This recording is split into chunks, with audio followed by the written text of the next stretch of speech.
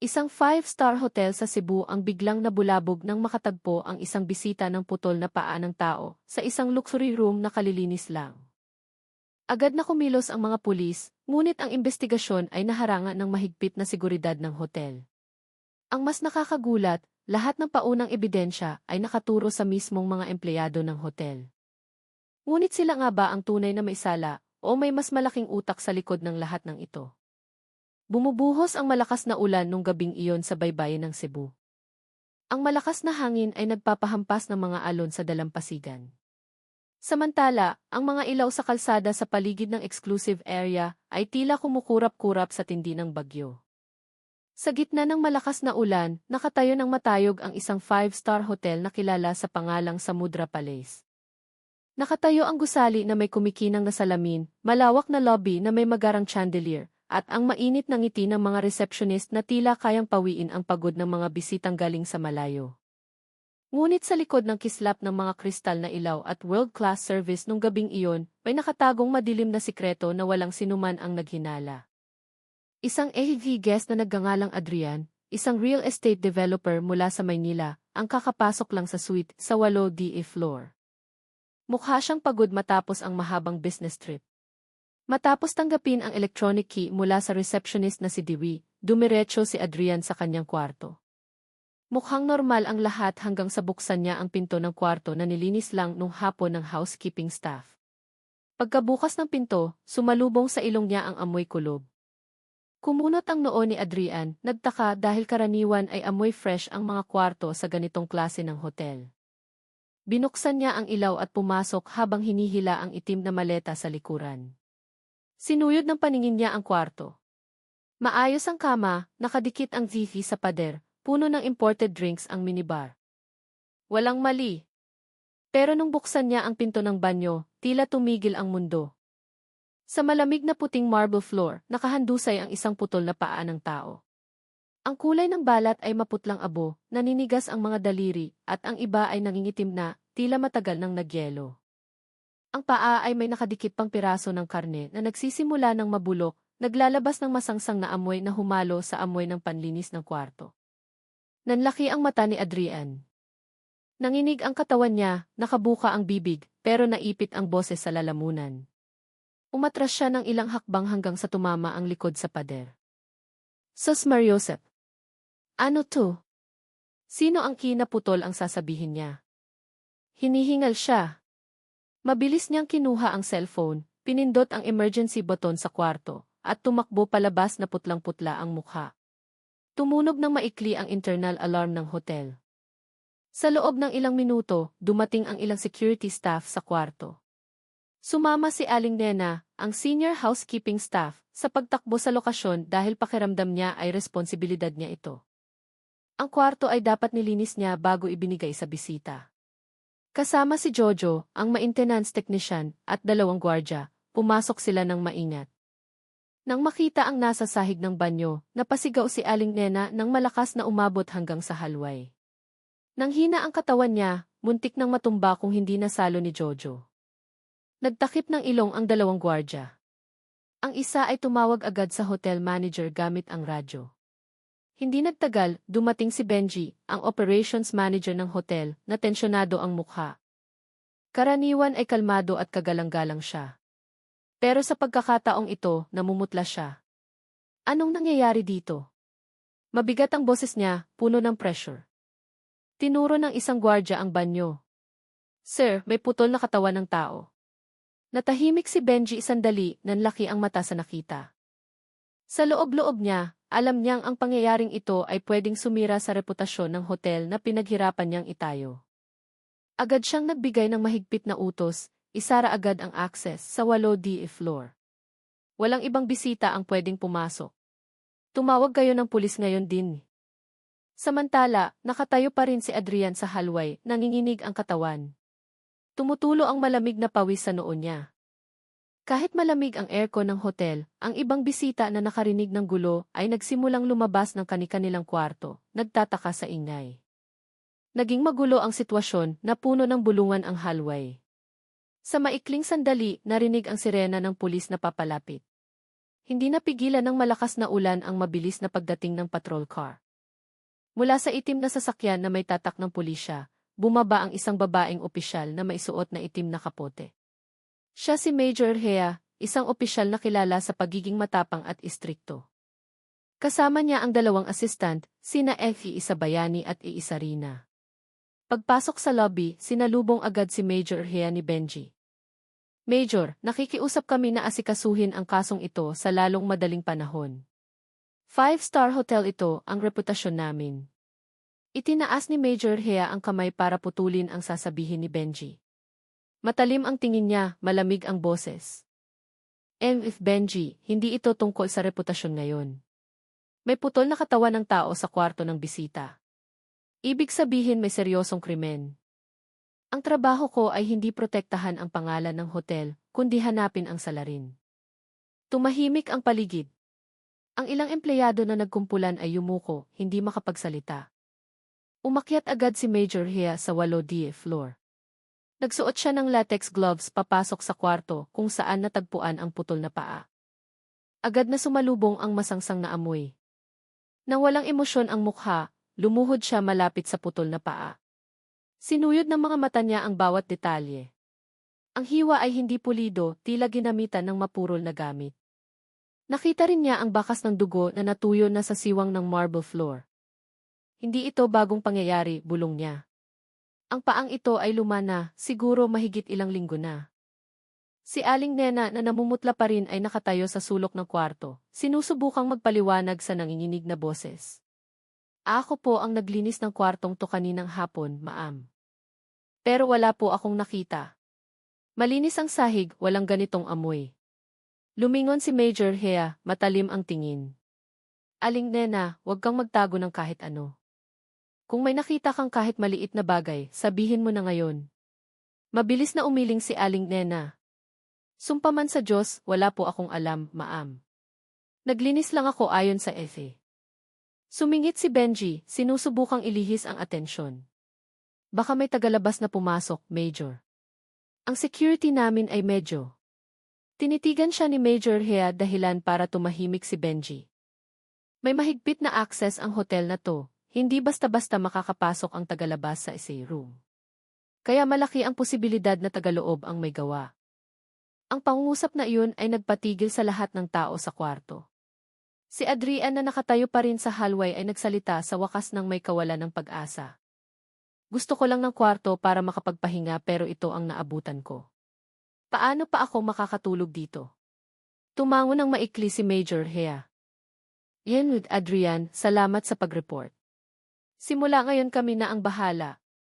Nagsimulang magdatingan ang media matapos makakuha ng impormasyon sa ibang bisita. Nagkalat ang mga kamera at flash.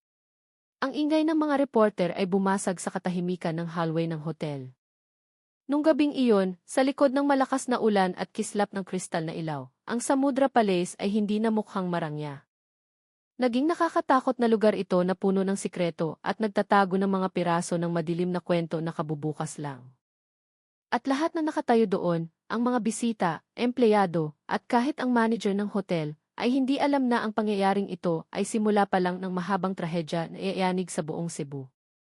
Tumitila na ang ulan bago maghating gabi, pero ang tensyon sa Samudra Palace ay nananatili. Nakabukas pa rin ng maliwanag ang mga ilaw sa hallway.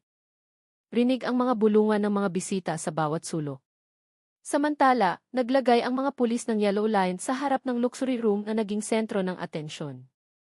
Nakatayo si Major Hea sa harap ng kwarto na seryoso ang mukha. Pinagmamasdan niya ang hallway na ngayon ay mahigpit na binabantayan ng mga otoridad. Paminsan-minsan ay nagsusulat siya sa maliit na notebook na lagi niyang dala.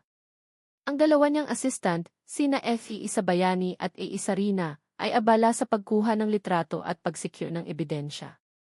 Bayani, siguraduhin mong makuna ng litrato ang bawat sulok. Walang dapat ma-miss na detalye, utos ni Major Hea sa matatag na boses. Yes, ma'am, sagot ni Bayani habang tinututok ang kamera sa sahig, drainage, at ventilation. Si Benji, ang operations manager, ay nakatayo hindi kalayuan na balisa. Simula pa lang, mas inaalala na niya ang imahe ng hotel kaysa sa kaso. Major, pakiusap wag naman sanang gumawa ng gulo. Ang mga SCE guests, baka umalis sila kapag nakarinig ng ganitong balita. Lumingon si Major Hea na may matalim na tingin. And Benji, bisita. Muntik na kayong maging key witness sa mutilation case. Mas mabuting tulungan niyo ako sa data ng empleyado at access sa kwarto kaysa isipin ang reputasyon. Napalunok si Benji at tumango ng mahina. CJ, Major. Ihahanda ko. Lumapit si Major Hea sa reception kung saan nakaupo si Dewey na maputla ang mukha. Shock pa rin ang dalaga. Siya ang nagbigay ng susi kay Adrian kaninang hapon. Umupo si Major Hea sa harap niya. Malumanay ang boses pero may diin. Dewey, kailangan ko ng buong kwento. Sino ang may access sa kwarto bago mag-check-in ang bisita? Kinagat ni Dewey ang labi, nanginginig ang kamay. Binigay ko lang ang susi base sa reservation data. Bago pumasok ang bisita, na-check na ng housekeeping ang kwarto. Si Aling Nena ang naka-assign maglinis. Lumingon sandali si Major Hea kay Aling Nena na nakatayo, hindi kalayuan na takot na takot. Sige, bukod kay Aling Nena, sino pa ang pwedeng pumasok? Nandyan si Supervisor Henry. Siya ang nag-check ng kondisyon ng suite bago ibigay sa reception. Pagkatapos nun wala na. Mabilis na nagtala si Major Hea at tumango. Salamat, Dewey. Pwede ka nang magpahinga pero wag kang aalis ng hotel hanggat hindi tapos ang investigasyon. Tumango lang si Dewey na maputla ang mukha at yumuko ng malalim. Nilapitan ni Major Hea si Aling Nena. Mas nanginginig ang ginang kaysa kanina. Halos hindi marinig ang boses nung sumagot. Nalinisan ko na po ang kwarto, ma'am. Wala po talagang kakaiba. Malinis ang sahig. Nag-spray ako ng air freshener, normal lahat. Tinitigan siya ng matalim ni Major Hea, sinusubukang basahin ang kilos ni Aling Nena. Aling Nena, ang putol na paa ay hindi basta-basta lilitaw sa loob ng ilang oras. Sigurado ka bang wala kang nakitang kakaiba? Halimbawa, naiwang maleta, maliit na mansa ng dugo o masangsang na amoy. Natahimik si Aling Nena, nanigas ang mukha. Ilang segundo ang lumipas, mabilis siyang umiling. Wala po, ma'am. Sumpa man sa Diyos, wala akong nakita. Bumuntong hininga ng malalim si Major Hea. Alam niyang minsan ay nagtatago ng bagay ang tao dahil sa takot. Pero nung gabing iyon, hindi niya pwedeng puwersahin pa. Marami pang saksi ang dapat kausapin. Sa kabilang dulo ng hallway, nakaupo si Adrian sa silya habang nakatulala. Nasa tabi ng paa niya ang maleta. Nanginginig pa rin ang katawan. Nilapitan siya ni Major Hea sa mas kalmadong tono. Sir Adrian, pwede niyo bang ikwento ang mga sandali nung makita niyo ang putol na paa? Napalunok si Adrian at nagsimulang magkwento sa paos na boses. Pumasok ako sa kwarto bandang 8:00 ng gabi. Nung time na yun, mukhang maayos ang kwarto, walang problema. Pero nung buksan ko ang pinto ng banyo, nakita ko iyon sa sahig, ang baho agad. Hindi ko kinaya, kaya tumakbo ako palabas at humingi ng tulong. Tumango si Major Hea at nagtanong ulit, may nakita ka bang kahina-hinalang tao sa 8D floor bago ka pumasok? Dahan-dahang umiling si Adrian. Wala. Ilang staff lang ang dumaan, tahimik naman. Nakadagdag sa palaisipan ang statement na iyon. Paano nakalusot ang putol na katawan sa inspeksyon ng housekeeping at supervisor? Tumayo si Major Hea, lumipat ang tingin kay Jojo, ang teknisyan ng hotel na sumama kanina sa pagtingin sa crime scene.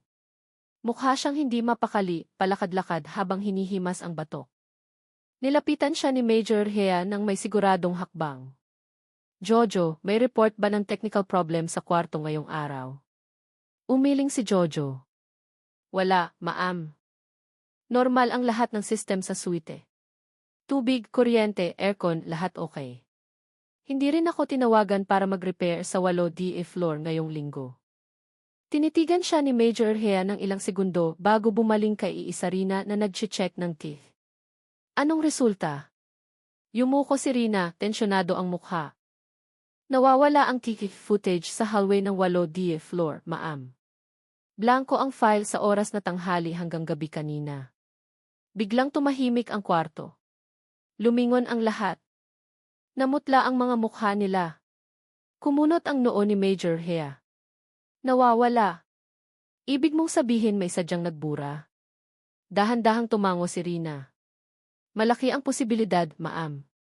Kasi ang ibang footage sa ibang oras ay nandoon naman. Yung oras lang na iyon ang wala. Narinig yun ni Benjo at agad nag-react, imposible. Ang security system ng hotel na to ay pinakamaganda sa Cebu. Hindi pwedeng mawala na lang ang footage. Siguradong technical glitch lang.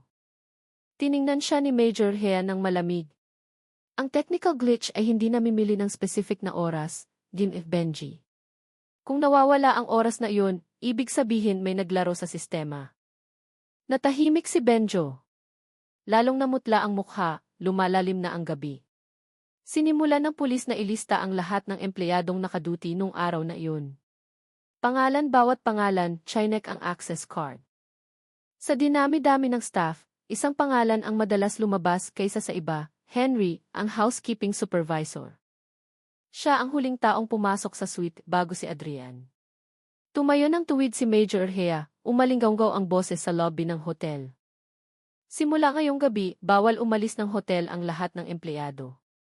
Magkakaroon kami ng intensive interrogation at gusto kong makausap ng personal si Henry. Nagkatinginan ang ilang empleyado. Yumuko si Aling Nena. Napalunok si Jojo. Tinakpan ni Dewi ang bibig gamit ang kamay. Samantala, kung saan man, hindi pa rin makita si Henry. At dito nagsimula ang malaking tensyon na yayanig sa lahat ng nasa hotel.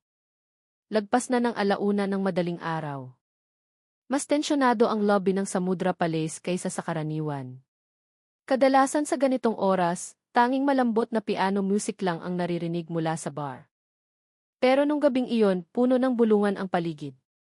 Tunog ng sapatos ng mga pulis at amoy ng mapait na kape na isinisilbi sa mga opisyal. Nakatayo si Major Hea sa gitna ng kwarto ng matipuno. Hindi baka sa mukha ang pagod kahit namumula na ang mga mata dahil sa puyat. Tinitignan niya ang listahan sa kamay niya. Listahan ng mga staff na naimbestigahan na. Isang pangalan ang mahalagang tandaan, Henry. Hindi pa nahahanap ang housekeeping supervisor na si Henry. Malamig ang boses ni Major Hea. Umiling si Isarina nakakabalik lang galing 8D floor. Wala ma'am. Chinek na namin ang staff room, bodega, pati parking area. Walang record na lumabas ang access card niya sa hotel. Ibig sabihin nasa loob pa siya. Kinatok ni Major Hea ang mesa gamit ang daliri. Kung ganun, hanapin niyo ng mas maigi.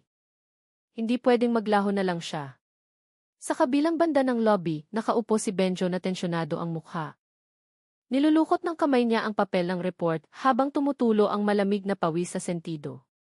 Paulit-ulit niyang tinatawagan ang boss niya sa head office sa Maynila, pero laging rejected ang tawag.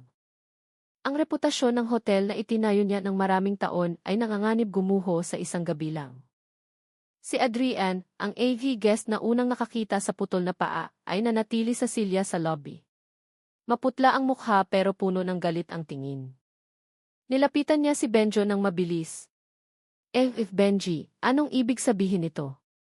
Muntik na akong mamatay sa takot kanina nung makita ko ang putol na katawan. At ngayon sasabihin niyo sa akin na empleyado niyo ang may gawa. Paano pa ako magtitiwala sa security ng hotel na to? Nagulat si Benjo, nanginginig ang boses. Calm down, Sir Adrian. Inaasikaso na ng pulis. Misunderstanding lang to, baka may tagalabas na. Sumingit si Major Hea. Matalim ang boses parang kutsilyo. Hindi makakapasok ang tagalabas sa essay room nang walang special access. So malaki ang posibilidad na tagaloob nga ang may gawa. Dahil sa sinabi niya, nagkatinginan ang ibang empleyado na nakakumpol. Yumuko ng malalim si Dewi, ang receptionist na nakauniforme pa rin. Kinukusot ang palda. Naninikip ang dibdib niya, takot na madamay dahil siya ang nagbigay ng susi kay Adrian. Samantala, nakaupo si Aling Nena sa sulok na putlang-putla. Patuloy siyang nagdarasal na parang takot na bigla siyang pagbintangan ng pulis. Bilang senior housekeeping staff, alam na alam niya ang procedure sa paglilinis ng kwarto, pero sa pagkakataong ito, ewan kung paano nakalusot sa paningin niya ang putol na paa. Nilapitan siya ni Major Hea. Aling Nena, winawarningan kita ulit. Kung may alam ka at itinatago mo, makakasama yan sa'yo. Sabihin mo na ngayon, may napansin ka bang kakaiba nung nililinis mo ang kwarto? Kinagat ni Aling Nena ang labi, nangingilid ang luha. Naramdaman ko lang po na mas kulob ang kwarto kaysa sa dati, pero akala ko po normal lang yun. Nag-spray ako ng air freshener, tapos umalis na ako. Wala nang ibang senyales, ma'am. Sumpaman! Matagal siyang tinitigan ni Major Hea bago nagtala. Nakikita niya ang totoong takot sa mukha ni Aling Nena. Pero sinasabi ng kutob niya na may hindi pa sinasabi ang babae. Habang lalong tumitindi ang tensyon, biglang nagsalita si Jojo, ang teknisyan ng hotel. Major, naayos ko ang ventilation system sa 8DA floor nung isang linggo. Nung time na iyon, nakaamoy ako ng kakaiba sa isa sa mga air duct. Parang amoy bulok na karne. Pero hindi ako naglakas loob magsalita kasi takot akong mapagbintangang naninira ng housekeeping. Mabilis na lumingon si Major Hea. Bakit hindi ka nag-report? Pwedeng maging importanteng ebidensya yun. Yumuko si Jojo. Puno ng guilt ang mukha. Takot ako, ma'am. Maliit na teknisyan lang ako dito. Biglang nagkagulo sa kwarto. Nagsimulang magbulungan ang ilang empleyado, naghihinalaan sa isa't isa. May tumitingin kay Aling Nena, may tumitingin kay Dewey. At ang iba ay nakatulala lang na parang gustong umuwi agad. Itinaas ni Major Hea ang kamay, pinatigil ang ingay. Tama na. Lahat tumahimik. Umalingaw-ngaw ang boses niya dahilan para bumilis ang tibok ng puso ng bawat isa. Simula ngayon, lahat ng empleyado ay nasa ilalim ng police surveillance. Walang aalis ng hotel. Kung may sumubok tumakas, ituturing naming suspect. Ang mga salitang iyon ay parang masong humampas sa paligid. Bumuntong hininga ng malalim si Adrian at sinabing, nagsisisi ako na dito ako nag-check-in. Sobrang nagsisisi. Lumingon sa kanya si Major Hea. Sir Adrian, importanteng witness kayo. Konting tiis na lang po. Makakatulong ang presence nyo para maresolba ang kaso. Habang inaayos ni Major Hea ang strategy. Isang guard ang nagmamadaling lumapit na maputla ang mukha. Major, may nahanap kami sa linen storage room malapit sa back hallway. May mansa ng dugo sa isa sa mga estante at may G ni Henry sa sahig. Agad na tumayo ng tuwid si Major Hea. Ipakita mo sa akin. Nagmadali siya kasama ang dalawang assistant papunta sa storage room. Masikip ang kwarto, puno ng metal racks na may tumpok ng puting bedsheet at tuwalya. Sa sulok ng estante, malinaw na makikita ang tuyong mansa ng dugo na kulay tsokolate. Sa sahig, may Hotel V card. Malinaw na nababasa ang pangalan sa card. Henry, Housekeeping Supervisor. Kinuha ito ni Major Hea gamit ang gloves at tinitigan ng matalim ang ebidensya. Mukhang sinubukang magtago ni Henry o may ginagawa siya dito. Maingat na nagtanong si Bayani, posible kayan siya ang nagtago ng putol na paa, ma'am. Hindi sumagot agad si Major Hea. Tinitigan lang niya ang madilim na kwarto, tapos mahinang sinabi, ewan kung siya ang maisala o biktima lang siya ng laro ng iba. Pero isa lang ang malinaw. Lalong lumalalim ang misteryo. Nung gabing iyon sa likod ng marangyang pader ng Samudra Palace, ang takot ay naging pagdududa sa isa't isa. Wala nang empleyadong nagtitiwala sa isa't isa. Lahat ng mata ay nakatingin sa isang nawawalang pangalan, Henry.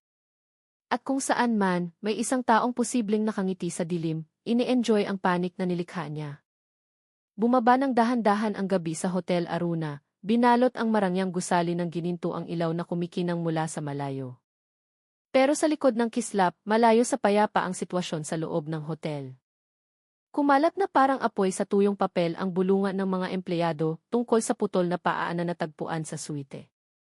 Sinubukan ni Rudy, ang operations manager, na pakalmahin ang nagpapanik na staff. Nanatiling blanko ang mukha niya tila kaya niyang kontrolin ang sitwasyon. Pero ang mapungay niyang mata ay nagpapakita ng tinatagong kaba. Nakatayo siya sa harap ng reception desk, minomonitor ang activity na hindi na normal. Lahat magtrabaho gaya ng dati. Walang magkukwento sa mga bisita. Pulis na ang bahala dito, sabi niya sa matatag na tono. Samantala, patuloy pa rin sa pag-iimbestiga si Inspector Bayani at ang team niya sa kwarto kung saan natagpuan ang putol na paa. Nakaset up ang portable spotlight. Kumikislap ang forensic camera at nakalatag ang yellow police line sa hallway ng 8D floor. Ang amoy ng antiseptic na humalo sa malabong amoy ng kulob ay nagpapasikip sa dibdib ng sinumang pumasok. Lumuhod si Bayani sa tabi ng maleta kung saan itinago ang paa ng tao. Naka-latex gloves ang kamay niya habang maihawak na maliit na flashlight para tignan ang detalye. Wala siyang nakitang sariwang dugo. Kakaiba kung totoong ang kakaputol lang ng parte. Parang matagal nang nakatago, bulong ni Bayani. Pero bakit dito itinago sa hotel room na kakalinis lang? Tumango si AC Isarina, isa sa mga miyembro ng team niya, habang nagsusulat. Posibleng tagaloob ang may gawa, sir. Staff lang ang nakakaalam ng schedule ng paglilinis ng kwarto. Lalong lumakas ang hinala nung tignan ang kiki. Pero ang nakakagulat, patay ang kamera sa 8DA floor sa oras na tinatayang inilagay ang putol na parte. Nagpakita lang ang screen ng static black and white image na hindi gumagalaw. Kumunot ang noo ni Bayani. Hindi pwedeng pumalya ang security system ng ganito kalaking hotel ng walang dahilan. Maisadyang pumutol.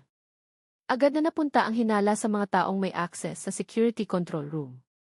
Maikli lang ang listahan. Si Rudy, ang operations manager, si Yoli, ang housekeeping head, at isang technician na nagngangalang Harris. Sa staff lounge, nakaupo si Yoli na maputla ang mukha. Nanginginig ang kamay habang hawak ang paper cup ng kape na malamig na ngayon. Pakiramdam niya ay nakatingin sa kanya ang lahat kahit na walang tao sa kwarto. Simula nung dumating ang pulis, hindi na siya mapalagay. Bilang housekeeping head, siya ang unang nakatanggap ng report mula sa cleaner tungkol sa kahina-hinalang maleta. Pero may tinatago siya, bagay na hindi niya sinabi kahit sa pulis. Ilang araw bago ang insidente, nakatanggap siya ng kakaibang utos mula kay Rudy. Inutusan siyang wag mag-assign ng sinuman para linisin ang suite 801. Gayong matagal nang walang nakatira sa kwarto. Bakit ipinagbawal ni Rudy? Bulong niya sa sarili. Anong kinalaman nun sa maleta? Tumulo ang malamig na pawis sa sentido ni Yoli. Pakiramdam niya na trap siya. Kapag nagsalita siya, pwedeng baliktarin ni Rudy ang sitwasyon at sabihing siya ang naglagay ng maleta. Samantala sa labas ng gusali, nakatayo si Bayani sa balcony ng ground floor habang nagsisindi ng yosi. Nakatingin siya sa madilim na langit ng Cebu na kalahating buwan lang ang tumatanglaw. Alam niyang mas komplikado ang kasong ito kaysa sa inaakala. Biglang tumunog ang cellphone niya. Ang known number ang lumabas sa screen. Inspektor Bayani, narinig ang mabigat na boses sa kabilang linya. Huwag kang masyadong magtiwala sa record ng hotel. Ang ilang tao sa loob ay mas delikado kaysa sa inaakala mo. Natahimik si Bayani. Muntik nang mahulog ang yosi sa kamay niya. Sino to? Mabilis niyang tanong. Pero naputol na ang linya. Kinagat niya ang labi, nakaramdam ng masama. Hindi lang tinatakpan ng isang tao sa loob ng hotel ang isang bagay, kundi binabantayan din ang investigasyon ng pulis. Sa parehong oras, pumasok si Harris, ang teknisyan ng hotel, sa security control room. Mabilis niyang inayos ang mga kable at monitor system. Pero may kakaiba sa ekspresyon niya. Imbes na mag-focus sa repair, dinis-activate niya ang ilang lumang recordings. Umiti ng tipid ang mga labi niya, tila nagbubura ng bakas na pwedeng magpahamak sa kanya. Bumulong ng mahina si Harris sa sarili. Bawal nilang malaman. Walang pwedeng makaalam. Pero hindi niya namamalayan, may isang maliit na kamera sa sulok ng kwarto na bihirang mapansin ang nakabukas pa at nire-record ang lahat ng galaw niya. Nung gabing iyon, tila naging malaking entablado ang Hotel Aruna na puno ng mga aktor na may iba't ibang maskara. Si Rudy nakalmado ang mukha pero may tinatagong sikreto. Si Yoli natakot, si Harris natuso, at ang mga pulis na sinusubukang alamin ang katotohanan. Alam ni Bayani na ang isang maling hakbang ay pwedeng magpalibing sa kasong ito, kasama ng panahon, o mas malala pa, magbukas ng pinto ng krimen na mas madilim pa kaysa sa putol na paa ng tao. At simula pa lang yun ng gabi. Nagbukang liwayway na sa Hotel Aruna. Mula sa labas mukhang normal ang marangyang gusali na kumikinang ang salamin na nagre-reflect ng sikat ng araw. Wine welcome ng mga receptionist ang mga dumarating na bisita nang may magiliw na ngiti. Pero sa likod ng peking ngiti, nakabitin pa rin ang tensyon parang usok na ayaw mawala. Nasa lobby na si Inspektor Bayani simula pa kaninang madaling araw. Hindi pa niya nagagalaw ang kaping barako sa kamay niya, habang ang mga mata niya ay nakapako sa maliit na note na naglalaman ng mga pangalan ng empleyado na may limited access sa Suite 801. Tatlong pangalan ang patuloy na umiikot sa utak niya, Rudy, Yoli at Harris. Lumapit si Sinta na may dalang makapal na folder. Sir, lumabas na ang initial forensic result. Ang putol na paa ay tinatayang mahigit 3 years old na. May senyales ng lumang sugat sa buto na nagpapakitang pinahirapan ang biktima bago pinutol. Bumuntong hininga ng malalim si Bayani. 3 years. So hindi ito bagong kaso. Blanko siyang tumingin sa entrance ng hotel. May nagtago ng putol na katawan sa loob ng mahabang panahon tapos sadyang inilagay sa kwarto. Ang tanong, para saan? Samantala, ipinatawag si Yoli sa special interview room. Gustong alamin ni Bayani ng mas malalim ang role niya. Mukhang kinakabahan ang ginang. Nilulukot ng kamay niya ang dulo ng palda ng housekeeping uniform. Maputla ang mukha. Aling Yoli, kalmado pero matalim ang boses ni Bayani. Ikaw ang head ng housekeeping. Bakit hinayaang bakante ang suite nang hindi nililinisan ng ilang buwan? Yumuko si Yoli. Yun. Utos yun ni Sir Rudy. Sumusunod lang ako sa utos. Sabi niya gagamitin daw ang kwarto para sa special needs ng FE guest. Kaya bawal kaming pumasok basta-basta. Agad na tumayo ng tuwid si Bayani. Anong klaseng AC ang kailangan ng kwartong sarado nang hindi ginagalaw ng ilang buwan? Tumulo ang luha ni Yoli. Sinubukan niyang pigilan ang sarili pero lumabas lang ang mga salita. Hindi ko alam, sir. Takot ako. Kapag lumaban ako, mawawalan ako ng trabaho. Tinitigan siya ni Bayani ng matalim, sinusubukang basahin ang katapatan niya. Mukhang tapat si Yoli, pero sa likod ng takot niya may tinatago pa siya. Sa kabilang banda, nasa security control room si Harris. Nagkukunwaring busy sa pag-aayos ng TV system. Pero ang totoo, palihim niyang binubura ang mga lumang recording na pwedeng magbunyag ng nakaraan niya.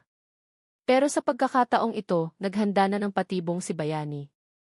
Pumasok si Sinta ng walang tunog, agad na kinuna ng litrato ang monitor screen na kinakalikot ni Harris. Kuya, bakit binubura ang lumang data? Di ba dapat inaayos mo lang ang linya ng kable? Nagulat si Harris. Nagmadali siyang patayin ang computer. Hindi.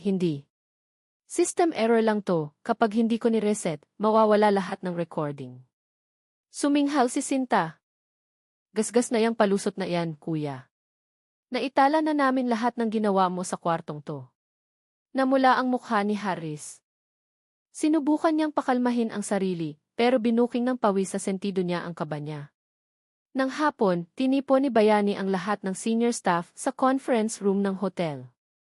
Ang malaking kwarto na may dingding na kahoy na may ukit ay karaniwang ginagamit para sa business presentation, pero ngayon naging tensyonadong interrogation room.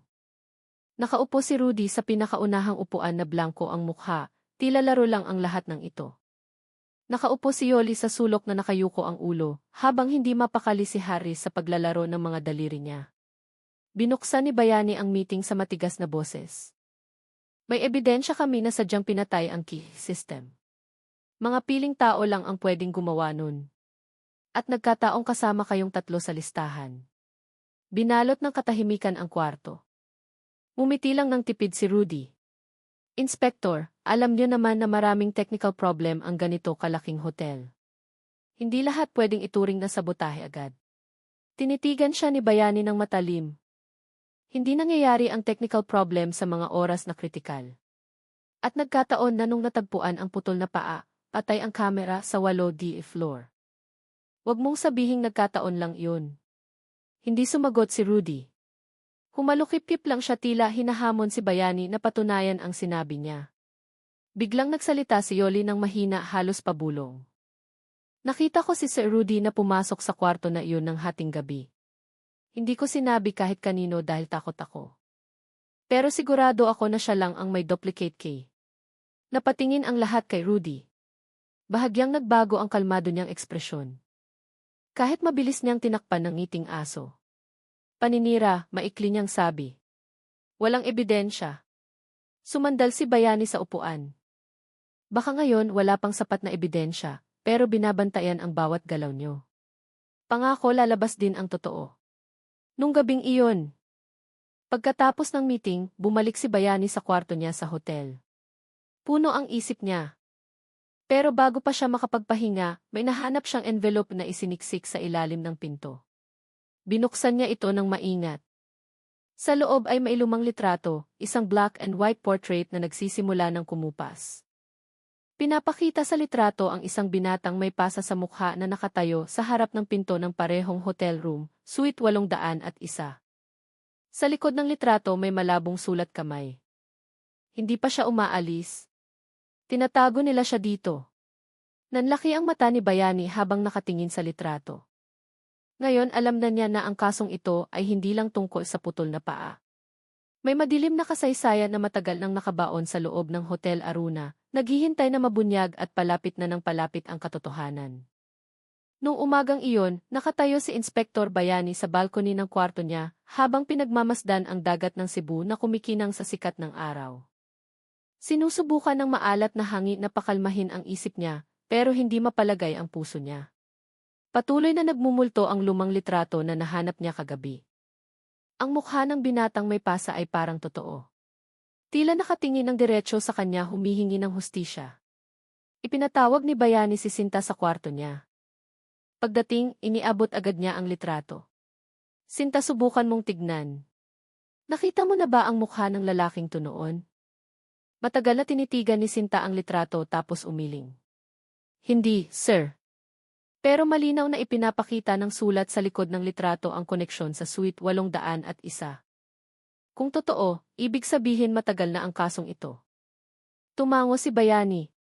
Hinala ko ang biktima ay dating guest o employee ng hotel. Kailangan nating hukayin ang lumang records bago pa may sumubok na burahin ang ebidensya. Pumunta silang dalawa sa archive room ng hotel, lugar na bihirang pasukin ang tao. Sumingaw agad ang amoy ng lumang papel at alikabok pagbukas ng bakal na pinto. Puno ang matataas na estante ng mga lumang folder at logbook ng mga guest na naninilaw na dahil sa panahon. Binuklat ni Sinta ang bawat pahina ng guest list. Biglang nanlaki ang mga mata niya. Sir, tignan niyo to, may pangalan ng guest na nag-check-in mga 4 years ago, pero hindi na record na nag-check out. Ang pangalan ay Sonny Reyes. Nanindig ang balahibo ni Bayani. Sonny Reyes. Tiningnan niya ulit ang litrato sa kamay niya. Sigurado akong iisang tao lang sila, pero ang lalong nagpahinala sa kanya. Direktang pinirmahan ni Rudy bilang operations manager ang record. Tila sadyang hindi inireport ang pag-alis ni Sonny. Samantala, nasa opisina si Rudy. Nakatitig siya sa orasan sa dingding na mabagal ang takbo. Sa kamay niya, pinaglalaruan ang lumang susi na may nakaukit na number 801. Tila may mabigat na pasanin ang bagay na iyon. Pumikit siya sandali. Naging malungkot ang mukha. Kung hindi lang sana nangyari ang gabing iyon, baka iba na ang lahat. Pero, nawala ang iniisip niya nung kumatok ang pinto. Pumasok si Harris na balisa ang mukha. Sir Rudy, kailangan nating mag-usap. Naaamoy na ng pulis ang laro natin. Nakita ko silang pumasok sa archive room. Dahan-dahang iminulat ni Rudy ang mga mata. Matalim ang tingin. Relax. Hanggat ginagawa mo ang parte mo, wala silang mahahanap na kahit ano. Tandaan mo, masyado na tayong malalim para umatras. Napalunok si Harris. Pero kung malaman nila ang tungkol kay Sonny, tapos tayo. Tumahimik ka. Tumaas ang boses ni Rudy dahilan para manginig si Harris. Ako ang bahala. Siguraduhin mo lang na walang matitirang lumang recording. Sa kabilang banda, nakaupo si Yoli sa staff lounge. Nakatitig siya ng blanko sa maliit na salamin sa kamay niya. Naaalala niya na nung gabing nawala si Sonny, nakita niya talaga sina Rudy at Harris na nagbubuhat ng malaking maleta palabas ng service elevator. Pero nagpanggap siyang walang nakita dahil takot siyang mawala ng trabaho. Hati niya ay nagwawala. Kung nagsalita ako noon, baka buhay pa si Sonny, bumuhos ang luha niya. Alam ni Yoli na masyado na siyang matagal na nananahimik at siguro ang tanging paraan para makabawi ay ang magsabi ng totoo kahit malaki ang nakataya. Kinagabihan, bumalik sina Bayani at Sinta sa room 801. Dala nila ang duplicate key na palihim na ibinigay ng isa sa mga dating staff na ayaw magpabanggit ng pangalan. Pagbukas ng pinto, lumabas ang kakaibang malamig na hangin dahilan para magkatinginan ang dalawa. Binuksan ni Bayani ang flashlight, itinutok ang ilaw sa bawat sulok. Mukhang normal ang kwarto, marangya na may makapal na carpet at silk curtains. Pero may kakaiba. Malaking kahoy na aparador sa sulok ng kwarto. Dahan-dahang hinila ni Bayani ang pinto. Mga hanger lang na walang laman ang nasa loob. Pero parang hindi pantay ang sahig sa ilalim. Kumatok siya, may narinig na tunog na may guwang. Hindi ito ang tunay na sahig, bulong ni Bayani. Gamit ang kaunting puwersa, binuksan niya ang nakatagong tabla sa ilalim ng aparador. Mula doon lumabas ang malabong amoy ng bulok na maihalong amoy ng kemikal. Nagtakip ng ilong si Sinta. Diyos ko, sa loob ng butas ay may nahanap silang ilang gamit. Isang pares ng lumang sapatos, basag na relo, at kapirasong tela na may tuyong mansang kulay tsokolete. Lahat ay mukhang luma na tila galing sa nakaraang matagal ng nakabaon. Itinaas ni Bayani ang relo. May nakaukit na inisyal sa likod. S. Sonny Reyes. Bulong niya. Luminaw na ang puzzle. Ang natagpuang putol na paa ay maliit na bahagi lang ng malaking misteryo na kinasasangkutan ng pagkawala ni Sonny ilang taon na ang nakakaraan. At malinaw na may tao sa loob ng hotel na sadyang nagtatago nito. Maingat na isinara ni Bayani ang secret panel. Alam niyang kung masyadong mabilis na bubuksan ang lahat, pwedeng gumawa ng delikadong hakbang ang salarin.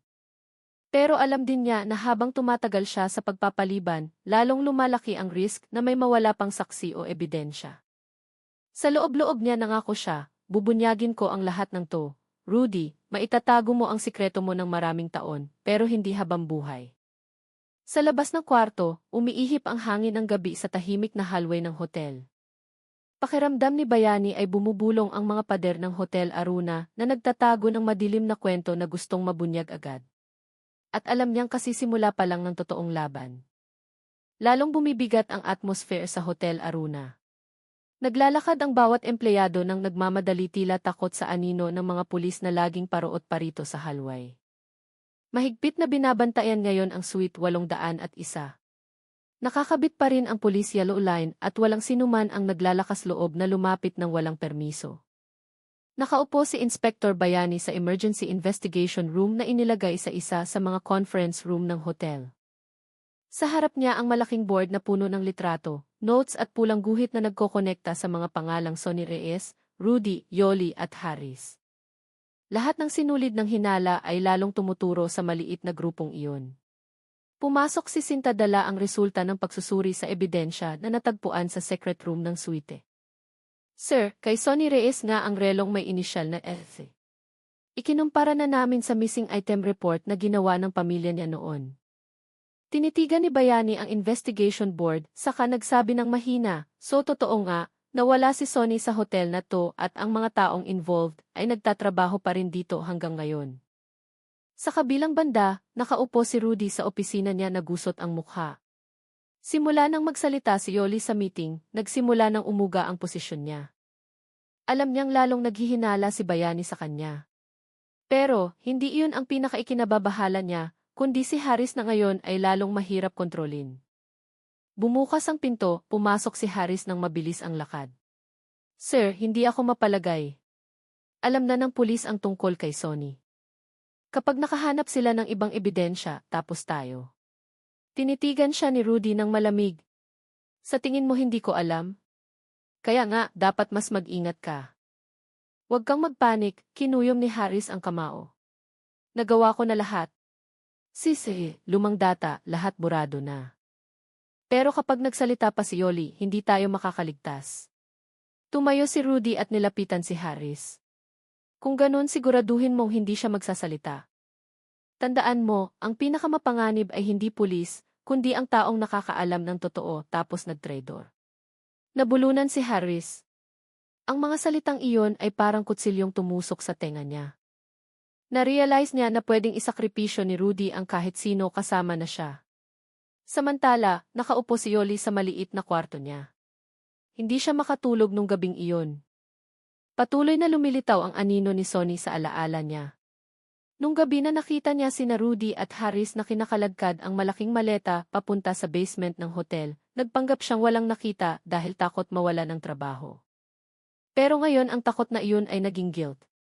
Kung nagsalita lang ako nung time na iyon, baka buhay pa si Sonny, bumuhos ang luha niya. Alam ni Yoli na masyado na siyang matagal na nananahimik at siguro ang tanging paraan para makabawi ay ang magsabi ng totoo kahit malaki ang nakataya.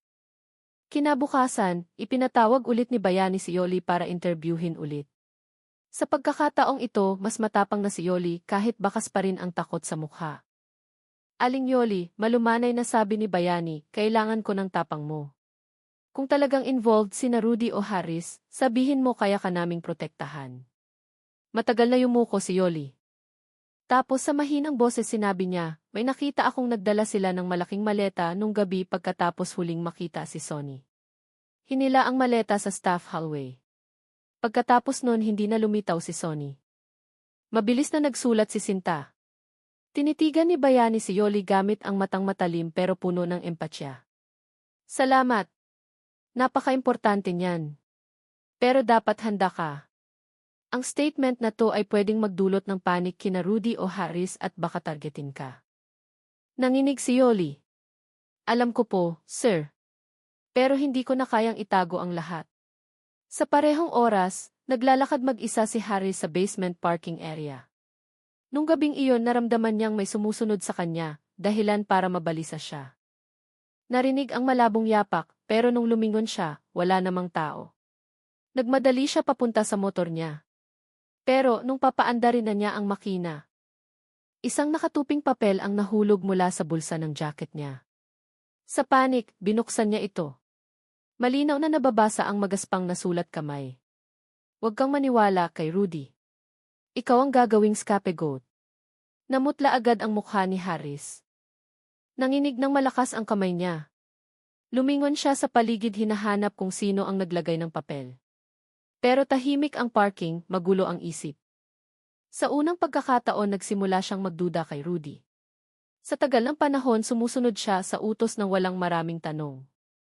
Pero kung totoong ang balak siyang isakripisyo ni Rudy, kailangan niyang kumilos bago mahuli ang lahat. Lumalalim ang gabi. Sa police briefing room, tinitigan ulit ni Bayani ang investigation board. Nagsisimula ng mabuo ang puzzle pieces. Nawala si Sonny Reyes 4 years ago.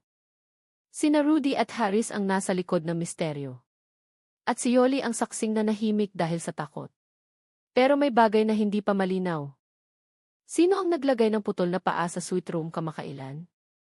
Si Rudy ba mismo o may ibang tao na sadyang binubuksan ulit ang lumang sikretong to? Alam ni Bayani na wala pang sagot, pero isa lang ang sigurado, may lamat ng nabuo sa pagitan ng mga salarin. At kapag nasira ang tiwala nila, lalabas ng kusa ang katotohanan. Isinara niya ang notebook, tinitigan si Sinta na busy pa sa dokumento. Maghanda ka, magbabago ang laro nila ngayong gabi at kailangan nating nandoon sa susunod na hakbang. Sa labas ng bintana madilim ang langit ng Cebu na walang bituin tila naging saksi ng kasinungalingang dahan-dahang gumuguho. Bumuhos ang malakas na ulan sa harap ng Hotel Aruna nung gabing iyon. Paminsan-minsang kumikidlat dahilan para lumiwanag ang puting ilaw sa malamig na salamin ng lobby. Sa temporary office niya, nakatitig pa rin si Inspector Bayani sa tumpok ng reports. May bagay na hindi tugma. Masyadong bago ang natagpo ang putol na paa kumpara sa kaso ni Sonny Reyes 4 years ago. Sir, lumabas na ang additional forensic result. Pumasok si Sinta na may dalang folder. Ang putol na paa ay pinutol kailan lang. Estimate ay wala pang 1 linggo. Umayos ng upo si Bayani. Ibig sabihin may bagong biktima. Tumango si Sinta ng mabigat. Kung ganun hindi lang kaso ni Sonny Reyes. May salarin na active pa rin hanggang ngayon. Hinaplos ni Bayani ang mukha niya gamit ang kamay. Lalong kumakapal ang misteryo. Kung totoo ngang may bagong biktima, ibig sabihin hindi lang tinatago ni Rudy at Harris ang lumang kaso. Itinutuloy pa rin nila ang krimen. Sa basement ng hotel, hindi mapakali si Harris sa paglalakad. Nasa bulsa pa rin niya ang misteryosong papel na nahanap niya sa parking. Paulit-ulit sa isip niya ang mga salita. Huwag kang maniwala kay Rudy. Ikaw ang gagawing scapegoat. Tumutulo ang malamig na pawis sa sentido niya kahit mahalumigmig ang kwarto. Alam niyang lumalayo na sa kanya si Rudy. Lahat ng desisyon ngayon ay ginagawa ni Rudy mag-isa nang hindi siya masyadong isinasali. Mas malala pa, nagsisimula ng maghinala ng husto ang pulis kay Harris. Tila ba siya talaga ang ginagawang pangunahing suspect? Biglang bumukas ang pinto. Pumasok si Rudy na basang-basa pa ang raincoat. Malamig ang tingin ng walang kahit katiting na panik. Harris, sinabi ko na sa'yo huwag kang masyadong pag-alagala. Lalong pinapasikip ng pulis ang investigasyon. Gusto mo bang mahuli tayo agad? Napalunok si Harris. Nanginginig ang boses. Sir, parang hindi na natin kayang ituloy to. Alam na nila ang tungkol sa maleta. Nagsalita na rin si Yoli. Kapag nagdugtong-dugtong sila, tayong dalawa siguradong. Itinaas ni Rudy ang kamay para patigilin ang sasabihin niya. Hindi tayo. Ikaw. Natigilan si Harris. Mas malalim na tumusok ang salitang iyon kaysa sa kutsilyo. Anong ibig niyong sabihin? Umiti ng tipid si Rudy. Ikaw ang maihawak ng TS access. Ikaw ang huling nakitang kasama ni Sonny. Lahat ng ebidensya ay pwedeng ituro sa iyo. Kung matalino ka, alam mong dapat kang manahimik. Kung hindi, susunduin ka ng pulis ng mas mabilis kaysa sa inaakala mo. Nanginig ng malakas si Harris. Narealize niya na talagang may balak si Rudy na ilaglag siya. Sa ibang lugar, ipinatawag ulit ni Bayani si Yoli para magbigay ng dagdag na pahayag. Sa pagkakataong ito, mas matapang na sige, Yoli Alingdena. Sir, may naalala pa ako. Nung gabing iyon pagkatapos ibaba ang maleta, nakarinig ako ng maingay na tunog mula sa storage room sa baba parang boses ng taong sumusubok sumigaw pero sa pilitang tinatakpan. Tumingin si Bayani kay Sinta tapos dumukwang. Sigurado ka bang boses yun ng tao, hindi ibang tunog? Mabilis na tumango si Yoli. Imposibleng magkamali ako ng dinig. Pero nung time na iyon takot na takot akong lumapit. Bumuntong hininga ng malalim si Bayani. Lalong nagpapatibay yan sa hinala na posibleng buhay pa si Sonny ilang oras pagkatapos nung gabing iyon at itinago ng malupit. Nung gabi ring iyon gumawa ng nekad na desisyon si Harris. Hindi na niya mapagkakatiwalaan si Rudy. Nang nanginginig ang kamay, nag-type siya ng message sa cellphone niya tapos binura ng paulit-ulit. Sa huli naglakas loob siyang kontakin ang number ng police station na nasave niya galing sa balita sa Z, number ni Investigator Inspector Bayani. Pero bago pa masend ang message, may narinig na malakas na katok sa pinto ng kwarto niya. Napatalon si Harry sa gulat. Sino yan? Walang sagot. Lalong lumakas ang katok. Sa pagkakataong ito may kasamang mabigat na boses na kilalang kilala niya. Harris, buksan mo ang pinto. Alam kong nasa loob ka. Boses ni Rudy. Namutla ang mukha ni Harris. Nagmadali niyang itinago ang cellphone sa ilalim ng unan tapos binuksan ang pinto ng maingat. Nakatayo doon si Rudy na matalim ang tingin. Gusto ko lang siguraduhin na wala kang gagawing katangahan. Tandaan mo, kapag may lumabas na kahit isang salita sa bibig mo sa pulis, ako mismo ang magpapawala sa iyo gaya ni Sonny. Dahil sa mga salitang iyon, muntik nang mahimatay si Harris. Sinubukan niyang umiti ng alanganin. Opo, sir. Wala akong sasabihin. Pero nung sumara ulit ang pinto, tumulo ang luha niya. Alam ni Harris na masyado na siyang nakabaon. Samantala, nakatanggap si Bayani ng bagong report mula sa field team. May nahanap sila sa lumang bodega malapit sa hotel. Isang malaking maleta na puno ng mansa na tuyo na. Naaamoy pa rin ang bahagya ang baho. Tinitigan ni Bayani ang maleta ng tensyonado ang mukha. Kailangan nating ipasuri to agad. Baka ito na ang susi sa lahat ng misteryo. Dagdag ni Sinta, Sir, wala sa inventory list ng hotel ang maletang to. Ibig sabihin may sadyang nagtago nito dito. Tumingin si Bayani sa madilim na langit na inuulan pa rin. Alam niyang umiikli na ang oras. Kung totoo ngang may bagong biktima, kailangan nilang kumilos agad bago may mawala na namang buhay. At malayo sa sulok ng hotel, nakatitig si Harris sa screen ng cellphone niya. Nanginginig ang hinlalaki, pero sa pagkakataong ito wala na siyang pakialam. Nasend ang message sa number ni Inspector Bayani. Alam ko ang nangyari kay Sonny. Tulungan niyo ako bago ako patayin ni Rudy. Nagbubukang liwayway na may makulimlim na langit sa ibabaw ng Hotel Aruna. Nakaupo si Inspector Bayani sa police car niya, kasama si Sinta habang nakatitig sa cellphone screen, nakakatanggap lang ng anonymous message. Alam ko ang nangyari kay Sonny. Tulungan niyo ako bago ako patayin ni Rudy. Kumunot ang noo ni Bayani. Malinaw na galing sa loob to, tignan mo binanggit niya ang pangalan ni Rudy ng malinaw. Dumukwang si Sinta. Tense ang boses. Kung totoo, ibig sabihin kasali sa laro ang empleyado ng hotel na mukhang malinis noon pa. Pero sino ang sender, sir? Nag-isip sandali si Bayani. Galing sa unknown number ang message. Pwedeng i-trace ang digital footprint, pero matatagalan yun. Kung humihingi siya ng tulong, ibig sabihin nasa panganib ang buhay niya. Hindi tayo pwedeng maghintay lang ng tracking result. Tumango si Sinta. So, kailangan nating kumilos agad, sir. Sagot ni Bayani. Mantap. At ang target number 1 ay si Rudy pa rin. Samantala, sa employee floor, nakaupo si Harris sa sulok ng kantin ng hotel na maputla ang mukha. Balisa ang tingin niya sa paligid. Pakiramdam niya lahat ng tao ay nakatingin sa kanya tila alam ang kakagawa lang niya kagabi.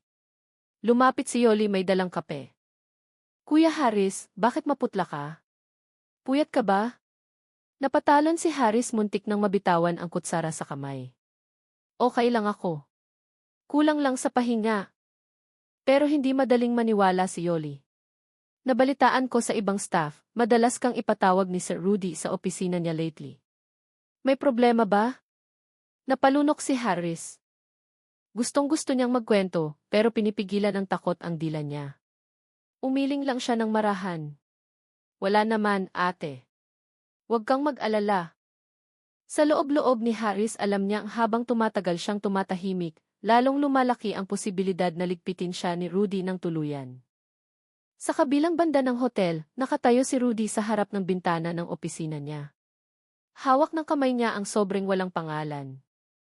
May nagsiksik ng maliit na report sa ilalim ng pinto ng opisina niya kaninang umaga. May empleyadong nag-trador. Tumawag na siya sa pulis. Mag-ingat!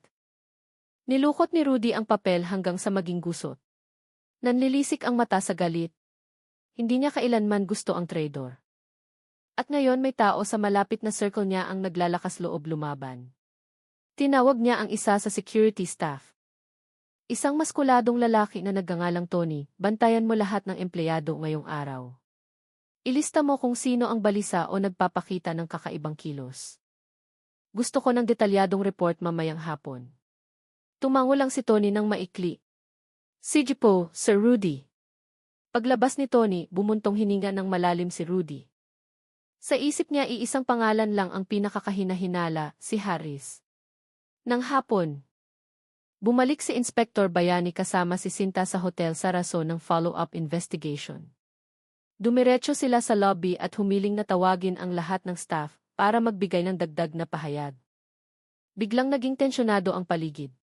Nagbulungan ang mga empleyado samantalang sinubukan ni Rudy na manatiling kalmado kahit medyo namumula na ang mukha. Inspektor, hindi ba sapat na ang statement ng staff namin kahapon? Tinitigan siya ni Bayani ng diretsyo. Mabilis ang takbo ng kaso. Kailangan naming maging cooperative ang lahat, lalo na ang management. Nagtagpo ang mga tingin nila. May tahimik na labanan sa likod ng mga tinging iyon. Nung tinawag na si Harris sa maliit na interview room, halos hindi niya makontrol ang panginginig ng kamay niya. Pinagmasdan ni Sinta ang mukha niya ng maigi. Kuya Harris, malumanay na sabi ni Bayani, gusto lang naming malaman kung may tinatago ka ba sa amin sa lahat ng panahon. Kahit gaano kaliit importante yun. Yumuko si Harris. Sa isip niya, umaalinggaw ang boses ni Rudy. Kapag may lumabas na kahit isang salita sa bibig mo sa pulis, ako mismo ang magpapawala sa iyo gaya ni Sonny. Nanginig ang katawan niya, binasa ng malamig na pawis ang sentido. Sinusubukang bumuka ng bibig niya pero walang salitang lumalabas. Dumukwang si Sinta. Sir Harris, mapoprotektahan namin kayo. Kung may banta mula sa kahit sino, sabihin niyo lang. Chance niyo na to. Tumulo ang luha ni Harris nang hindi namamalayan. Naibulong lang niya nang halos hindi marinig. Takot ako. Tinapik ni Bayani ang balikat niya. Kung ganun, hayaan mong kami ang humarap. Kailangan mo lang sabihin ang totoo. Pero bago pa makapagpatuloy si Harris, bumukas ang pinto, lumitaw si Rudy na may peking ngiti. Excuse me, Inspector. Pwede ko bang malaman kung bakit tinatrato ang staff ko na parang suspect? Agad na nanigas si Harris. Naglaho agad ang pagkakataon. Yumuko na lang siya, nagkunwaring hindi makapagsalita. Na-realize ni Bayani na may pressure na nagpapatikom sa bibig ni Harris. Sa loob-loob niya, lalo siyang nakasiguro na may alam si Harris na malaking bagay at pilit itong pinagtatakpan ni Rudy. Nung gabing iyon pagkatapos ng investigasyon, ipinatawag ni Rudy si Harris sa opisina niya. Malamig ang mukha, patag ang boses. Muntik ka nang magsalita kanina, no? Nakikita ko ang takot sa mukha mo. Sinubukan ni Harris na tumanggi pero pautal-utal ang mga salita. Hindi po, sir. Wala po akong sinabing kahit ano. Pangako. Dumukwang si Rudy, tinitigan siya gamit ang matatalim na mata. Tandaan mo Harris, kapag nagtrador ka, walang ligtas na lugar para sa iyo, kahit sa labas ng Cebu. Lumabas si Harris ng pasuray-suray, pakiramdam niya naglalakad siya papunta sa hukay, pero sa kaibuturan ng sarili niya may maliit na determinasyon na nagsisimulang tumubo. Hindi siya pwedeng mabuhay sa takot habang buhay. Mabilis o madali, kailangan niyang pumili. Manatiling tahimik at mamatay ng dahan-dahan o lumaban kahit malaki ang risk. At nang hindi namamalaya ni Rudy, ang mensaheng ipinadala ni Harris nung nakaraang gabi ay ganap ng na-trace ng team ni Bayani. Ngayon alam na nilang si Harris nga ang nagpadala ng mensahe. Isinara ni Bayani ang map ng tracking report. Tinitigan niya si Sinta ng seryoso. Bukas kailangan nating gumawa ng hakbang. Kung hindi, baka maging susunod na biktima si Harris. Mabilis na tumango si Sinta. Sir, kung totoo yan ibig sabihin kailangan nating maglagay ng mahigpit na surveillance sa kanya. Huwag nating hayaang maunahan tayo ni Rudy. Huminga ng malalim si Bayani. Alam niyang lalong nagiging delikado ang laro. Nasa harap na ng mata ang katotohanan, pero buhay ng tao ang nakataya. At sa labas, lalong nakakasiguro si Rudy na si Harris ang traitor. Madilim ang langit ng Cebu nung gabing iyon na walang bituin. Tumilan na ang ulan. Pero ang halumigmig at amoy ng basang lupa ay nagdagdag sa malungkot na atmosphere sa paligid ng Hotel Aruna. Nakaupo si Inspector Bayani sa opisina niya habang tinitignan ang huling report habang kinakatok ang mesa gamit ang daliri. Pumasok si Sinta na may dalang dagdag na files. Malinaw na ang digital footprint. Galing nga sa cellphone ni Harris ang mensahe. Ibig sabihin siya ang main connection natin sa kasong to. Tumango ng marahan si Bayani. Kung ganun nagbago ang priority natin. Hindi na lang basta witness si Harris. Target siya na dapat protektahan. Kapag naghinala si Rudy, pwedeng mawala ang buhay ni Harris kahit kailan. Mukhang nag-alala si Sinta. Kapag gumawa tayo ng open move, pwedeng kumilos ng mas mabilis si Rudy. Ligpitin si Harris bago pa tayo makapag-intervene. Tinitigan siya ni Bayani sa mata. Kaya dapat tayong mauna, maglagay tayo ng invisible surveillance sa paligid ni Harris simula ngayong gabi. Sa kabilang banda ng hotel, nakaupo si Harris mag-isa sa kwarto niya. Dahil sa malamlam na ilaw, mukhang gumagalaw ang anino ng katawan niya sa dingding.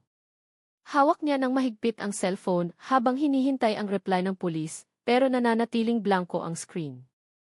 Walang pumapasok na message, puno ng kaba ang puso niya. Alam niyang lumagpas na siya sa limitasyon. Siguradong naamoy na ni Rudy ang kilos niya. Patuloy na nagmumulto ang banta. Kapag nagtrador ka, walang ligtas na lugar para sa iyo. Tinakpan ni Harris ang mukha gamit ang dalawang kamay. Gusto niyang sumuko pero mas malakas ang kagustuhang mabuhay. Kapag nanahimik ako, mamamatay ako. Kapag nagsalita ako, baka may pag-asa pa. Samantala, nakaupo si Rudy sa opisina niya na may matapang na amoy ng air freshener. Sa harap niya nandoon si Tony, ang trusted security staff niya. Ayoko nang magkaroon ng butas, malamig na sabi ni Rudy. Masyadong balisa si Harris. Sigurado akong siya ang traidor na tumawag sa pulis. Yumuko si Tony. Anong gagawin ko, sir? Sumandal si Rudy sa upuan nakatingin sa kisam. Palabasin nating aksidente. Mamayang gabi nakaschedule si Harris na mag-check ng generator sa basement. Siguraduhin mong mamamatay ang kuryente saglit tapos gawin mong mukhang na-trap siya dun. Walang maghihinala. Tumango lang si Tony nang walang ekspresyon. Alam niya na ang utos na iyon ay nangangahulugan ng iisang bagay. Hindi na makakalabas ng basement si Harris kailanman. Kinaumagahan, dumating sina Bayani at Sinta ng mas maaga sa hotel. Nagpanggap silang mga bisita para hindi makatawag ng atensyon. Sa likod ng sunglasses, pinagmasdan ni Bayani ang bawat galaw ng staff. Hinahanap niya ang figura ni Harris, pero hindi makita ang lalaki. Sa lobby area. Sir, chinek ko ang schedule. Naka-assign si Harris sa maintenance department ngayong araw, sabi ni Sinta matapos sumilip sa staff schedule board. Mabilis na tumango si Bayani. Kung totoo yan, nasa panganib siya. Pwedeng samantalahin ni Rudy ang moment na iyan. Agad silang kumilos papunta sa back hallway ng hotel na bihirang daanan ng mga bisita. Sa basement, kakabukas lang ni Harris ng maliit na flashlight. Sadyang patay ang main light, sabi dahil sa system maintenance. Nagsisimula ng basain ng malamig na pawis ang sentido niya. Kahit na minusok sa buto ang halumigmig, narinig ang kalabog ng pintong bakal sa likuran niya. Lumingon siya, pero sarado na ng mahigpit ang pinto. Sinubukan niyang pihitin ang seradura, pero nakalock sa labas. Hello, may tao ba sa labas? Panik niyang sigaw. Narinig ang malabong yapak. Idinikit ni Harris ang tenga sa pinto at narinig ang boses na kilalang-kilala niya. Boses ni Rudy, mababa at kalmado. Masyado ka ng maraming alam, Harris.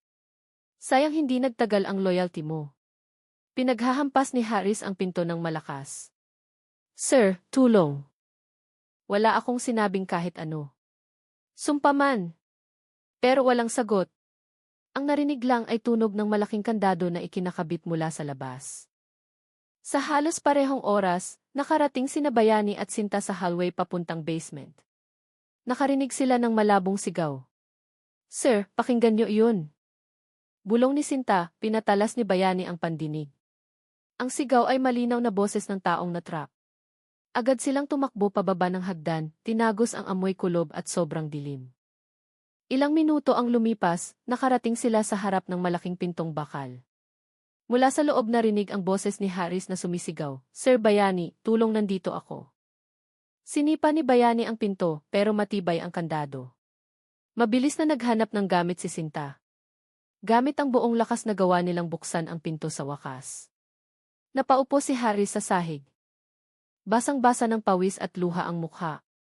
Hinawakan siya ni Bayani sa balikat ng mahigpit. Ligtas ka na ngayon. Sabihin mo lahat, Harris. Huwag ka nang magpigil. Nanginig si Harris habang nakatingin sa kanila na puno ng takot ang mata. Si Sir Rudy. Siya ang nag-ayos ng lahat. Hindi lang si Sonny ang biktima. May bagong biktima at ako. Ako ang gagawing scapegoat. Dahil sa mga salitang iyon, nagkatinginan sina Bayani at Sinta. Sa wakas ay lalong luminaw ang misteryo. Pero sa sulok ng madilim na hallway, tahimik na nakatayo ang figura ni Tony na nanunood sa lahat mula sa anino. Kinuha niya agad ang cellphone, pinindot ang speed dial, Sir Rudy, mahina niyang bulong. Nailigtas na ng pulis si Harris. Naggitngit ang ngipin ni Rudy nung marinig ang balita. Namula ang mukha niya sa galit. Kung ganun oras na para magpalit ng plano. Kung ligtas si Harris, kailangan natin siyang ligpitin sa ibang paraan. Mas mabilis. Sa police car. Na nagdala sa kanila paalis. Nakaupo si Harris sa backseat na maputla ang mukha. Lumingon si Bayani mula sa front seat. Proprotektahan ka namin simula ngayon. Pero tandaan mo Harris, nakasalalay ang kaligtasan mo sa kung gaano ka ka-honest magsalita. Kung may itatago ka pang iba, mananatiling nanganganib ang buhay mo. Mabilis na tumango si Harris kahit puno pa rin ang takot ang mga mata niya. Ikukwento ko lahat, sir. Basta siguraduhin niyong protektado ako. Tumingin si Sinta kay Bayani ng seryoso.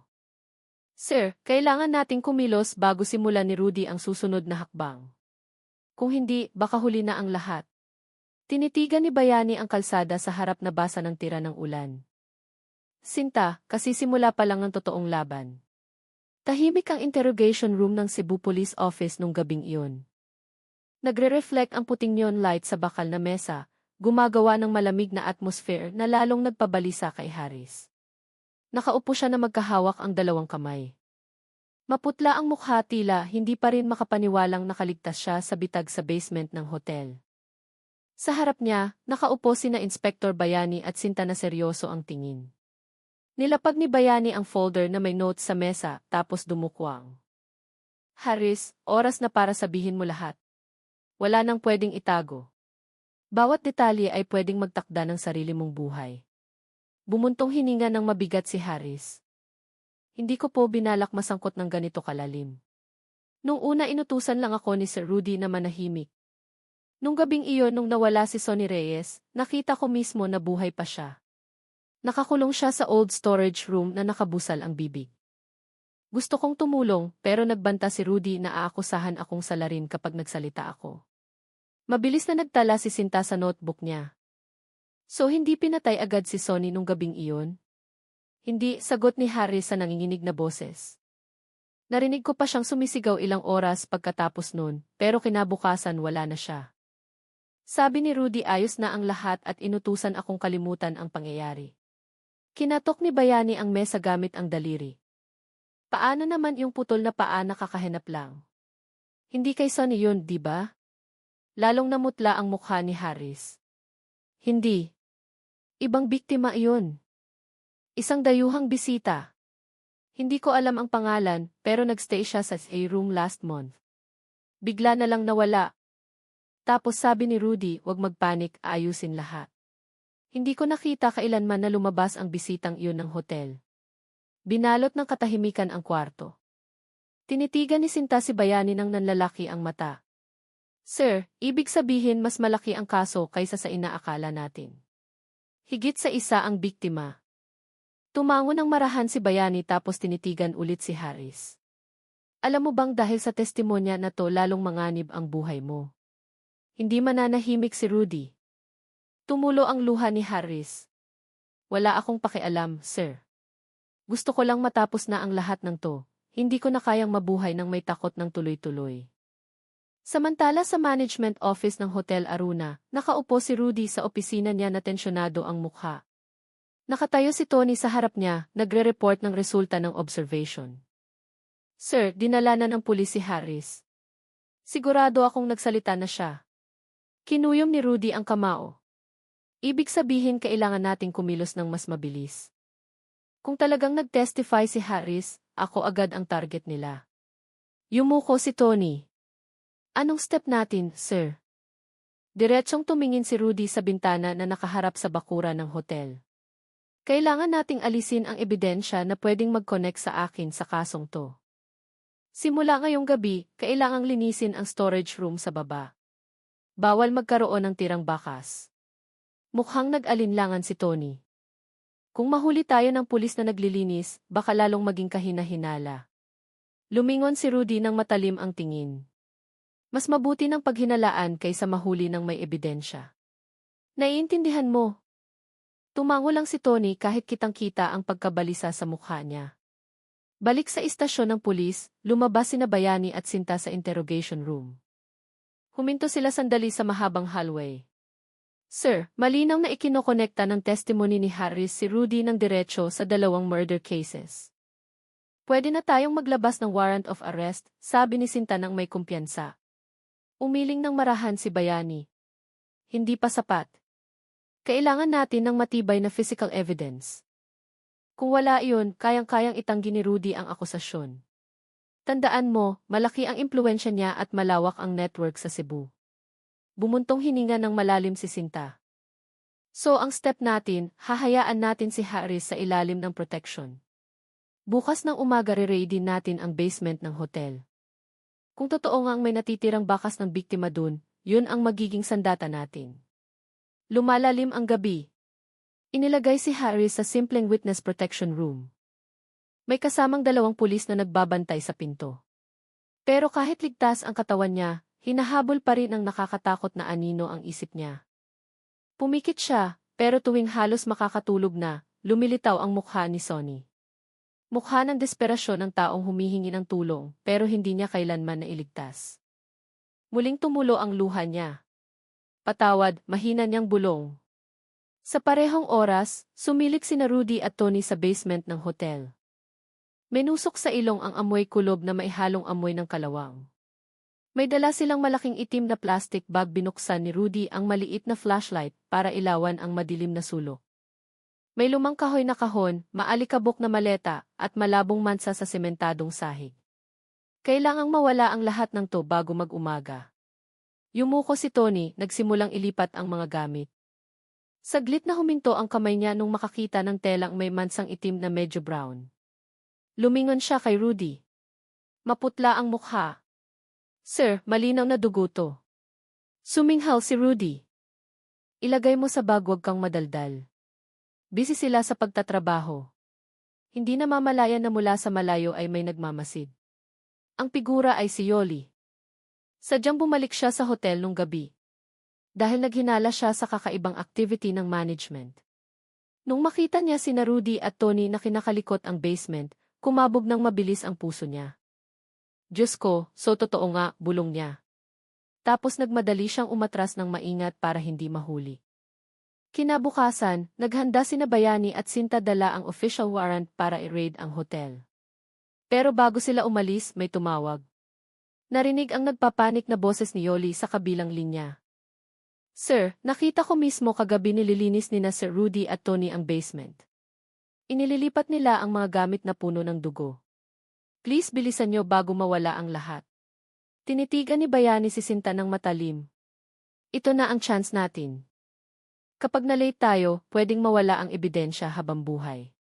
Tumango si Sinta, kung ganun kailangan nating kumilos ngayon na. At nung umagang iyon, naghanda ang konvoy ng pulis na naka-full uniform para sugodin ang Hotel Aruna. Kulay abo ang langit ng Cebu nung umagang iyon, tila kasamang nagtatago ng tensyon na mangyayari. Sa harap ng Hotel Aruna, nakapila ang ilang police car na patay ang sirena, pero ramdam ang matapang na aura mula sa hanay ng mga aparatong naka-full gear. Nakatayo si Inspector Bayani sa pinakaharap, samantalang nasa tabi niya si Sinta na hawak ang folder ng official search warrant. Lahat ready, malakas na sabi ni Bayani. Papasok tayo nang hindi na naghihintay pa. Tandaan, ang main target ay ang basement. At ang hotel manager na si Rudy. Sabay-sabay na tumango ang mga pulis. Nang may matatag na hakbang, kumalat sila papasok sa lobby ng hotel na karaniwang puno ng mga glamorosang bisita. Sa pagkakataong ito, natahimik sa gulat ang mga bisita. Ang iba ay nagpanik pa nung makakita ng armadong pulis. Namutla ang receptionist. Anong nangyayari dito, sir? Ipinakita lang ni Sinta ang official warrant nang hindi masyadong nagsasalita. Search warrant. Please cooperate. Samantala, sa basement, busy pa rin sina Rudy at Tony. Nakatambak sa sulok ang itim na bag na mailamang telang may mansa ng dugo, lumang maleta, at ilang kakaibang gamit. Nagsindi ng yosi si Rudy nang nanginginig ang kamay. Itatapon natin lahat ng to sa dagat mamayang gabi. Bawal magkaroon ng matitira, sabi niya. Pero bago pa makasagot si Tony, narinig ang tunog ng sapatos mula sa taas ng hagdan. Ilang segundo ang lumipas, bumukas ng malakas ang pinto sa basement. Diretsong nakatutok sa kanila ang flashlight at baril. Pulis, wag kikilos, sigaw ng isa sa mga opisyal. Nanlaki ang mata ni Rudy. Nahulog ang yosi sa bibig niya. Shit, humakbang si Bayani papasok ng malamig ang mukha. Rudy, sa wakas nagkita na rin tayo sa totoong sitwasyon. Agad na itinaas ni Tony ang 2 kamay sa ere. Putlang-putla ang mukha. Hindi ako kasali. Inutusan lang akong manahimik. Manahimik ka. Sigaw ni Bayani. Si Rudy. Kahit napaliligiran, sinubukan pa ring maging disente. Sir Bayani, wala kayong direct evidence. Lahat ng to ay lumang basura lang. Walang pwedeng mag-connect sa akin. Sumugod si Sinta habang tinuturo ang bukas na maleta na mailamang telang may mansang dark brown. Sa tingin mo ba tanga kami? Ebidensya to ng dugo na malinaw na pwedeng idna test. At ayon sa testimony ni na Harris at Yoli, involved ka ng diretsyo sa pagtatakip ng pagpatay kay Sonny Reyes at sa dayuhang bisita last month. Kumislap ang mata ni Rudy, sumabog ang galit niya. Traitor! Duwag si Harris. Walang utang na loob si Yoli. Diniinan ni Bayani ang tono ng boses niya. Hindi mo na kayang kontrolin ang kahit sino, Rudy. Lahat ng ebidensya nakadiin sa'yo. Sumuko ka na. Lalong uminit ang sitwasyon. Biglang inabot ni Rudy ang mahabang bakal sa sulok ng kwarto. Agad na naging alerto ang mga pulis. Umatras si Tony sa takot, muntik nang madapa. Huwag kayong lalapit. Sigaw ni Rudy na nanlilisik ang mata. Hindi ko hahayaang kalagkarin nyo na lang ako ng basta-basta. Itinaas ni Bayani ang kamay, nagbigay ng senyas sa mga tauhan na magpigil. Tinitigan niya si Rudy ng diretsyo. Nandito na ang dulo ng daan mo. Pwede mong piliing sumuko ng may dignidad o mamatay ng walang saysay. Hening ng ilang segundo, mabilis ang paghinga ni Rudy, pinapawisan ang mukha. Gayunpaman, sa huli ay itinapon niya ang bakal sa sahig ng malakas. Nang hina ang tuhod niya. Lahat ng tudemi sa pag-iingat sa pangalan ng hotel. Kapag nabunyag ang skandalong iyon, ilang taon na ang nakakaraan, tapos ang karir ko. Wala akong choice. Tinitigan siya ni Bayani ng walang awa. Ang pinili mo ay pumatay ng inosenteng tao. Yun ang tatapos sa'yo. Agad na pinusasa ng pulis si Rudy samantalang dinala rin si Tony. Makalipas ang ilang oras, nagkaroon ng press conference sa bakuran ng istasyon ng pulis. Siksikan ng mga reporter, nakabukas ang mga kamera. Puno ang hangin ng tanong at sagot. Nakatayo si Bayani ng tuwid sa podyum katabi si Sinta. Ina-announce namin na nahanapan na ng liwanag ang mutilation case sa Hotel Aruna. Ang main suspect ay si Rudy, ang hotel manager na tinulungan ng staff niyang si Tony. Base sa physical evidence at testimonya ng key witness, napatunayang involved sila sa pagpatay kay Sonny Reyes at sa isang dayuhang bisita.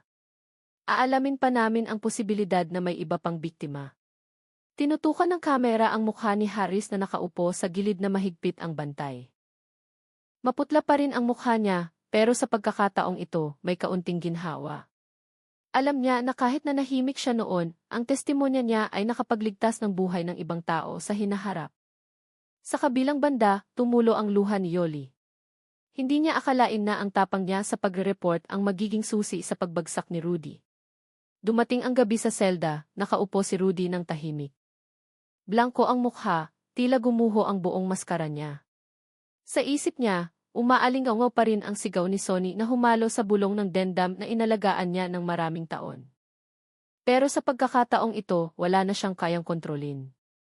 Umiikot ang mundo sa labas nang wala siya. Sa isang maliit na kapehan malapit sa pantalan, magkaharap na nakaupo sina Bayani at Sinta habang nagkakape. Alam mo, sabi ni Sinta habang nakangiti ng tipid. Posibleng ito ang isa sa pinakakomplikadong kaso sa buong career natin. Hindi lang tungkol sa pagpatay, kundi kung paano ito kayang pagtakpan ng tao demi sa reputasyon. Tumango si Bayani. At ang pinakamahalagang leksyon, gaano man kalaki ang krimen, siguradong mag-iiwan ng bakas. Nasa atin na lang kung paano tayo magiging matyaga para hanapin ito. Natahimik silang dalawa sandali habang nakatingin sa dagat na kumikinang dahil sa ilaw ng pantalan. Isang mapait na pagtatapos, pero nagbukas din ang daan para sa hustisya. Nakakuha ng status si Harris bilang protected witness. Kahit kailangan niyang magsimula sa wala, alam niyang dahan-dahan nang nawawala ang bigat ng madilim na sikreto na nagmumulto sa kanya. Bumalik sa trabaho si Yoli. Sa pagkakataong ito, may bagong tapang na para laging magsabi ng totoo kahit ano pa ang kapalit. At ang Hotel Aruna, ang 5-star hotel na dati ay marangya, ngayon ay natira na lang bilang pangalan na may mansa. Isang simbolo na ang karangyaan ay pwedeng magtago ng pinaka-nakakakilabot na kadiliman.